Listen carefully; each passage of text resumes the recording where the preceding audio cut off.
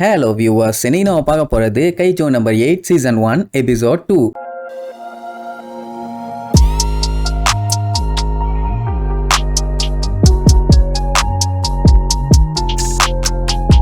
Open பண்ணா போன பாட்டுல நம்ம கஃப்காவும் அவனோட ஜூனியர் ரெனோவும் ஒரு கைஜோ கிட்ட சிக்கி சின்னபின்னமாய் ஹாஸ்பிட்டல் வந்தானுங்களா. அதுக்கப்புறம் ரெண்டு பேரும் மாத்தி தேங்க்ஸ் சொல்லிட்டாங்க. இப்படியே அவங்க பேசிட்டு இருக்கும்போது திடீர்னு ஒரு சின்ன கைஜு கஃப்காவை பார்த்து நான் உன்னைய கண்டுபிடிச்சிட்டேன்னு சொல்லி அவன் வாய்க்குள்ள பூந்துருச்சு. கடைசியில அவனுமே கைஜுவா மாறிட்டான். அப்படியே கட் பண்ணி சின்ன வயசுல நம்ம மீனாவும் கஃப்காவும் எந்த அளவுக்கு ஒரு நல்ல ஃப்ரெண்ட்ஸா இருந்தாங்கன்னு காமிப்பாங்க. மீனாக்கெல்லாம் சின்ன வயசுல கஃப்கா மேல ஒரு நம்பிக்கை, எப்பவுமே அவன் கூட இருப்பான்னு. ஆனா இப்ப அவன் சொன்ன மாதிரி இல்லையேன்னு சொல்லி இன்னுமே அவளுக்குள்ள ஒரு சின்ன வருத்தம் இருக்கதான் செய்யுது. அவ ஹாஸ்பிட்டல்ல அந்த மாதிரி கைஜு வந்திருக்குன்னு கேள்விப்பட்டால உடனே அவளோட படையோட கிளம்பிட்டா. என்ன ஆனாலும் சரி அந்த கைஜுவா ஒன்னா சேர்ந்து கொன்னே ஆகணும்னு சொல்லி அந்த இடத்துக்கு அடிச்சு பிச்சுக்கிட்டு போவாங்க.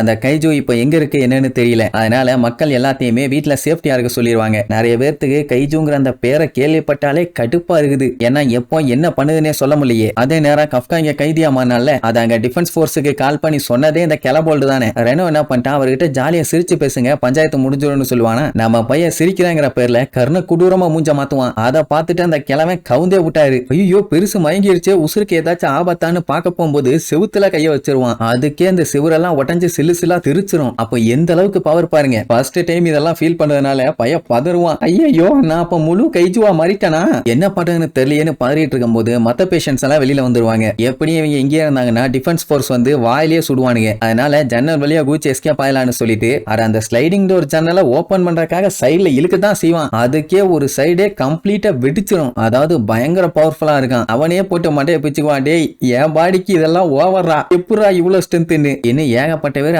ஒன்னு கத்த ஆரம்பிச்சிருவாங்க. இதுக்கு மேல இங்க இருந்தா வேலைக்கு ஆகாதுன்னு ரெனோ ஃபர்ஸ்ட் குதிப்பான். அவன் டைரக்டா கீழே தான் விழுவான். ஆனா அவனும் அதே மாதிரி தான் குதிக்க ட்ரை பண்ணுவான். ஆனா அதுக்கே 2-3 பில்டிங் தாண்டி போற அளவுக்கு குதிப்பான். மொத்தத்துல தாறுமாறான பவர். இங்க இவங்களுக்கும் தகவல் வந்துடும், இந்த மாதிரி கைஜு இவாக்குவேட் பண்ண ஏரியாவை நோக்கி போயிட்டு இருக்குதுன்னு. அதே நேரம் ரெனோ புலம்பிக்கிட்டே வருவான். அவனுக்கே டவுட் ஆகும், நிஜமாவே நம்ம சீனியர் தான் கைஜுவான்னு. அவங்கிட்ட கேட்டு கன்ஃபார்ம் பண்ணிக்கலான்னு பார்த்தா அவன் உருவத்தெல்லாம் மாத்தி பயங்கரமா இருப்பான். யோ ஏயா அப்படி பண்ணிட்டு இருக்கேன்னு கேட்டா நான் என்னடா பண்ணேன், என் பாடி பசியில இந்த மாதிரி பண்ணிட்டு இருக்குதும்பா. அந்த டைம் வாய்க்குள்ள இருந்து நாக்கு பாட்டுக்கு வெளியில இருந்து அங்க இருக்க காக்கா உன்னை கவ்வி வாய்க்குள்ள எழுத்துக்கும். காக்கா எல்லாம் நைட்டு இருக்கவே இருக்காதே. சரி என்ன போடோ, அதை சாப்பிட்டதுக்கு அப்புறம் நார்மல் ஆயிருவான். என்ன ரெனோக்கு தான் இவன் இப்படி மாறதெல்லாம் பார்க்கும்போது ரொம்ப பயமா இருக்குது. அந்த டைம் ஒரு பிரச்சனைபா. யோ நீயே ஒரு பிரச்சனை, உனக்கு என்னையா பிரச்சனைன்னு கேட்டா ஒண்ணுக்கு வருது. அட சட்டு புட்டு இங்க இருந்து எஸ்கேப் ஆனோம், கொஞ்ச நேரம் அடக்கிட்டு இரியாமா. தம்பி இது ஆத்திரமா இருந்தா நான் அடக்கிட்டு இருப்பேன், அடக்க முடியாதுப்பான்னு சொல்லிட்டு அங்க இருக்க முட்டு சந்தெல்லாம் தேடி பார்ப்பான். ஒரு சந்து கூட கிடைக்காது. கடைசியில பிச்சுக்கிட்டு வெளியில வரும். எங்க இருந்து வரும்னு பார்த்தா நெஞ்சில இருந்து வரும். அட கன்றாவியே, எனக்கு இப்படி ஒரு நிலைமையான்னு கீழே விழுந்து அழுது புலம்புவான். வயலுக்கு எப்படியாச்சும் டிஃபென்ஸ் போர்ஸ்ல சேரணும்னு ஆசை. ஆனா இந்த மாதிரி நிலைமையில அவனை சேர்த்துக்க வாய்ப்பே இல்ல.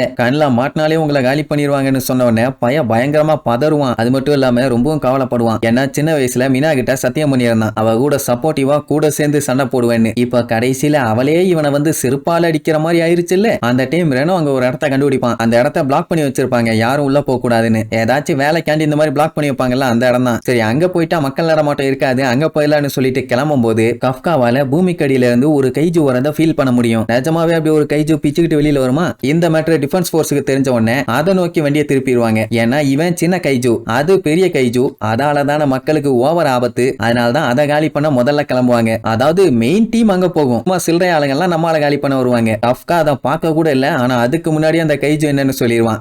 அதான் இவங்களை அடிச்சு ஹாஸ்பிட்டல்ல படுக்க போட்டுச்சே அதே கைஜு. சரி ரைட், இதை ஒரு டைவர்ஷனா யூஸ் பண்ணி ரெனோ இங்க இருந்து எஸ்கேப் ஆயிடலாமா.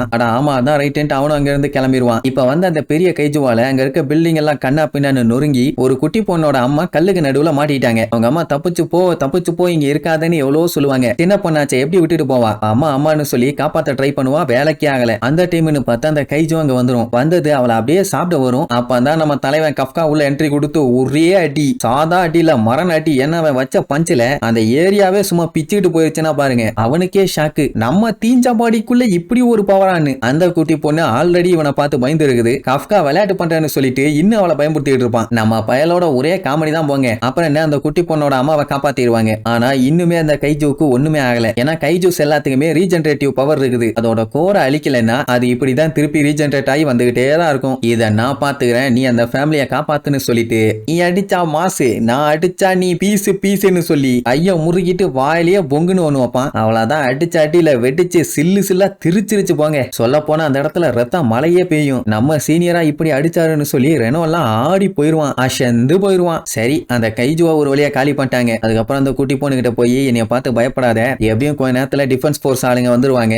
நானும் கிளம்பிடுவேன், நீ கவலைப்படாம இருமா. நான் இன்னுமே அந்த குட்டி பொண்ணுக்கு இவனை பார்த்து பயம். சரி ரைட்டு அவன் கிளம்பும் போது அந்த குட்டி பொண்ணு கைஜு அங்கிள்னு அவனை கூப்பிட்டு ரொம்ப ரொம்ப தேங்க்ஸ் அம்பா. அப்படி அந்த குட்டி பொண்ணு சொன்னதை கேட்ட உடனே நம்ம பயலுக்கு சின்ன வயசு மினா ஞாபகம் வந்துடும். எப்பவுமே உன் கூட சேர்ந்து நான் இருப்பேன், டிஃபென்ஸ் போர்ஸ்ல நம்ம ஒன்னா சேர்ந்து சண்டை போடுவோம் அப்படி இப்படின்னு பயங்கரமா வாக்கு கொடுத்திருந்தான். ஆனா அதை காப்பாத்த முடியலன்னு இன்ன வரைக்கும் அவனுக்கு குத்திக்கிட்டே தான் இருக்குது. அவன் ஒரு இமேஜின் பண்ணியிருக்கான், என்னன்னா இவனும் அவனும் ஒன்னா சேர்ந்து கைஜூஸ் எல்லாத்தையும் வேட்டையாடி பாழ்ந்து கட்டணும்னு. அவ சொன்ன மாதிரி ஆயிட்டா. ஆனா நம்மால் தான் இன்னும் அப்படி ஆகலையே. ஆனா கண்டிப்பா ஒரு நாள் இல்ல ஒரு நாள் நான் டிஃபென்ஸ் போர்ஸ்ல சேர்ந்து அவளுக்கு சப்போர்ட்டா கூட நிப்பேன்னு சபதம் எடுப்பான். ஆக்சுவலா இப்பதான் அவனுக்கு கடைசி சான்ஸ். இந்த டைம் மிஸ் பண்ணானா அவ்வளவுதான், சோலி முடிஞ்சு. சரி, இதுக்கப்புறம் இவங்க இங்க இருக்க முடியாதுன்னு வைங்க, சாட்டு போட்டுன்னு கிளம்பிடுவாங்க. டிஃபென்ஸ் போர்ஸ் ஆளுங்க வந்து பார்த்துட்டு அசந்து போயிருவாங்க. பின்ன இவங்க வரக்கு முன்னாடி அவ்வளவு பெரிய கைஜுவை யார் இந்த மாதிரி பண்ணா, வேற யாரும் இந்த மாதிரி பண்றதுக்கு வாய்ப்பே இல்லையே, ஏதோ சரியில்லையேன்னு சொல்லிட்டு அந்த குட்டி பொண்ணு கிட்ட போய் விசாரிப்பாங்க. அவ பயப்படுவாளா? சரி ஒன்னும் கவலைப்படாத, எல்லா கைஜூஸையும் நாங்க கொன்றுவோம்னு சொன்னா, நல்ல கைஜுவை மட்டும் விட்டுருங்க, மத்த எல்லாத்தையும் கொல்லுங்கம்பா. மீனாக்கு ஷாக் ஆயிரும். அவ இந்த மாதிரி காப்பாத்தினாங்கன்னு வேற சொல்லுவாளா? அப்படியே பேய் அடிச்ச மாதிரி இருப்பான்னு வைங்க. அதுக்கப்புறம் அந்த கைஜுவை பார்த்தவங்க அது எப்படி இருக்கும் என்னன்னு சொன்ன அங்கு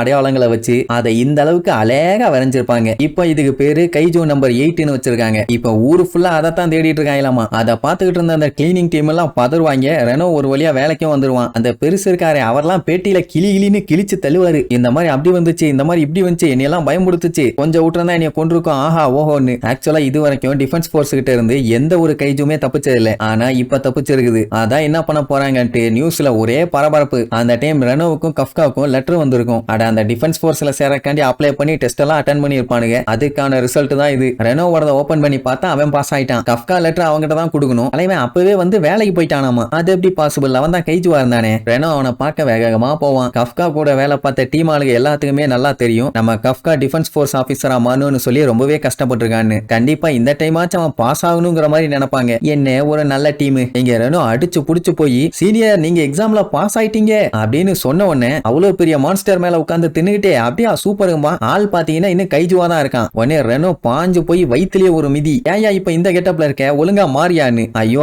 ஆட்டோமேட்டிக்கா அப்படி ஆயிரப்பான்னு சொல்லிட்டு மூஞ்ச போட்டு தேய்னு தேப்பான். அடி மூஞ்செல்லாம் நார்மல் ஆயிடுச்சு, வாய் மட்டும் நாரி போயிருக்கும். அதுக்கப்புறம் அதையுமே நார்மல் ஆக்கிடுவான். அப்படின்னா இவன் நினைச்ச நேரத்துக்கு கைஜுவாவும் மனுஷனாவும் மாற முடியும். இந்த மேட்டர் தெரிஞ்ச உடனே ஹாஸ்பிட்டலுக்கு நார்மலான பேஷண்ட் மாதிரியா போயிருப்பானுங்க. ஏன்னா யாருக்கும் எந்த ஒரு டவுட்டும் வந்துடக்கூடாதுல்ல, அதுக்காக. சரி ரைட்டு வந்தது ரிசல்ட் பேப்பரை கொடுக்க இந்த மாதிரி பாஸ் ஆயிட்டீங்கன்னு கொடுத்த உடனே அவங்கிட்ட ரியாக்ஷனே இல்ல. யோ என்னையா பாஸ் ஆயிருக்க சந்தோஷமா இல்லையான்னு கேட்டா, ஃபர்ஸ்ட் ரவுண்ட் எல்லாம் இந்த மூதேவி பல டைம் பாஸ் பண்ணியிருக்கான், ரெண்டாவது ரவுண்டு தான் ஊத்தி மூடிக்கும். அதுக்கப்புறம் இன்னும் சில பல ரவுண்டுங்க எல்லாம் இருக்குது, அதுல எல்லாம் பாஸ் ஆனா மட்டும்தான் உள்ள போய் ஆபீசரா சேர முடியும். இந்த பாடியை வச்சுட்டு எப்படா அந்த டெஸ்ட் அட்டன் பண்ணுவேன்னு கேட்டா, அண்ணன் கவலைப்படாத என்னையெல்லாம் யாராலையுமே கண்டுபிடிக்க முடியாதுன்னு அவன் அரகோர கைஜுவா மாறிடுவான். இப்போதைக்கு இவன் கைஜோன்னு சொல்லி யாருக்குமே தெரியக்கூடாது. இவன் மட்டும் ஏதாச்சும் எசகு பொசகா செஞ்சு மாட்டிட்டான்னா அதுக்கப்புறம் எல்லாம் சேர்ந்து இவனை வேட்டையாடுவாங்களே தவிர ஆபீசரா ஆக்க மாட்டாங்க. அதனால கேர்ஃபுல்லா இருக்கணும்னு நார்மல் பாடியை ஸ்டேபிளா வைக்கிறதுக்கு கிட்டத்தட்ட 3 மாசமா பிராக்டிஸ் பண்ணியிருக்கான். இன்னும் கொஞ்ச நாள் வேற போச்சுன்னா இவனோட 32 வயசு முடிஞ்சு போயிடும். சோ அதுக்குள்ள இந்த டெஸ்ட் எல்லாத்துலயும் எப்படியாச்சும் பாஸ் ஆகி மீனா மாதிரியே ஒரு ஆபீசரா மாதிரி அவளுக்கு சப்போர்ட்டா அவ கூட நிக்கணும்னு ஆசைப்படுவான். சரி ரைட்னு தண்ணி குடிக்க பாட்டில ஓபன் பண்ண போவான். முடியல, அதுக்காண்டி முக்குன உடனே மறுபடியும் கைஜுவா மாறிடுவான். யோ நீ என்னைய மாட்டி விட்டுருவ போலேன்னு கிளம்ப போவான். காலில் விழுந்து கதறுவான். டே என்னைய விட்டுட்டு போயிடாரா கண்ணா, இதாண்டா என் கூடவே இருந்து சப்போர்ட் பண்ணுன்னு. அட பண்ணாட பயல, பெரிய மனுஷனா இருந்துட்டு என் காலை பிடிச்சி கெஞ்சிட்டு இருக்க.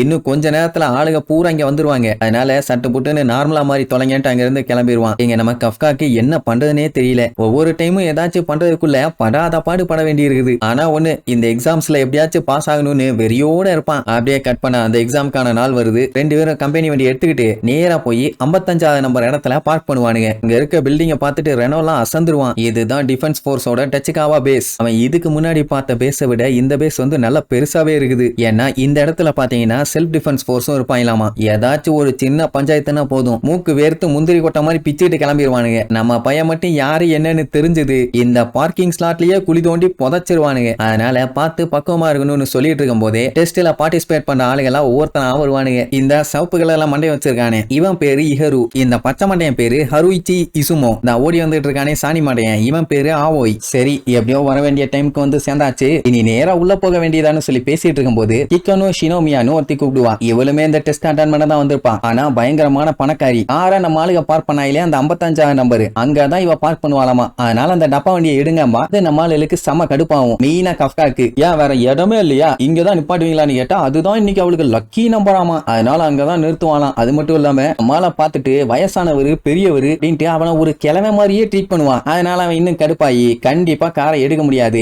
என்ன கிண்டனமோ கிண்டிக்கானிடுவான். அப்ப அவ சட்டையை கழட்டுவா. பார்த்தா உள்ளுக்குள்ள டிஃபென்ஸ் ஃபோர்ஸ் போட்டிருப்பாங்கல்ல அந்த சூட்டை போட்டிருப்பான். அதை பார்த்துட்டு மிரண்டுருவானுங்க. ஏன்னா அது பவர் இருக்க ஹைடெக்கான சூட்டு. அதை யூஸ் பண்ணி ஒத்த கையிலேயே அந்த காரை தூக்கி வீசிடுவான். அவனும் எக்ஸாம் எழுததான் வந்திருக்கேன், எனக்கு கைஜுவை கொள்றதான் ரொம்ப ரொம்ப பிடிக்கும்னு வேற பில்டப் பண்ணுவாளா. ஆத்தாடி என்ன இப்படி ரண கொடூரமா இருக்கான்னு சொல்லிட்டு இருக்கும் போதே அவ கரெக்டா நம்ம கஃப்காவை மோந்து பார்த்து இதுக்காக ஒரு வயசான ஒரு உடம்புல இருந்து கைஜுவோட ஸ்மெல் வருது, உண்மையா சொல்லுங்கப்பா நீங்க நம்மளுக்கு தூக்கி வாரி போடும். சரி இதுக்கப்புறம் நம்ம கஃப்கா டெஸ்ட் அட்டன் பண்ணானா இந்த ஷினோமியா சில்லாட்டையை எப்படி அவன் சமாளிச்சான்னு அடுத்தடுத்த எபிசோட்ல பார்க்கலாம். டாடா.